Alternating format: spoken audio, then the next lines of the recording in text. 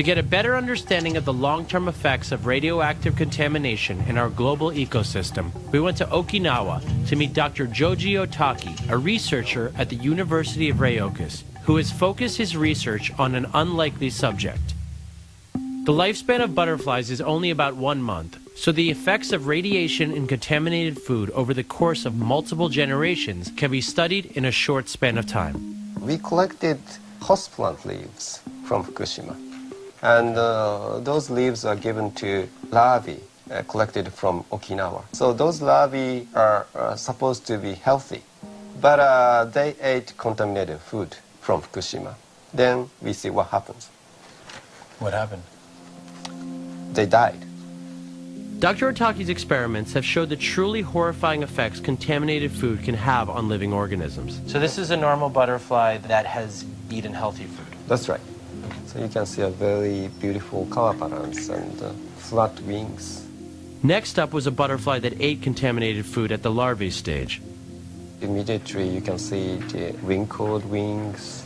Doesn't really even look like a butterfly anymore. No. And we found that the mortality rate and abnormality rate of the second generation is much higher. And then the third generation?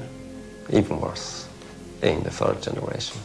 The evidence that contaminated food has increasingly worse effects over the course of generations is especially scary since one of Fukushima's primary industries is agriculture.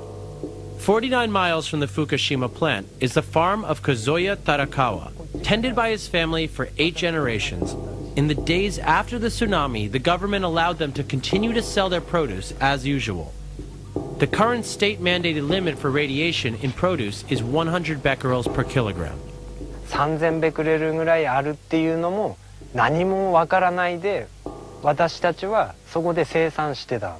それがね、自分では数字は分かってて店に売るっていうのがすごくこう犯罪を犯してるような。私はどの数字だったら食べても安全かっていうのは未検出のもだけです。Finding out that he had been selling highly contaminated produce for over 2 weeks, his father was consumed with guilt. ここにこうあった木に。In the 3 years since the accident, Tarakawa's farm has been cleared to sell crops once again.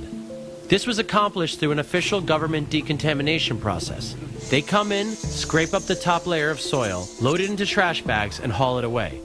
And as of now, they have no idea where to permanently store the 250,000 tons of contaminated soil that sits stacked around Fukushima.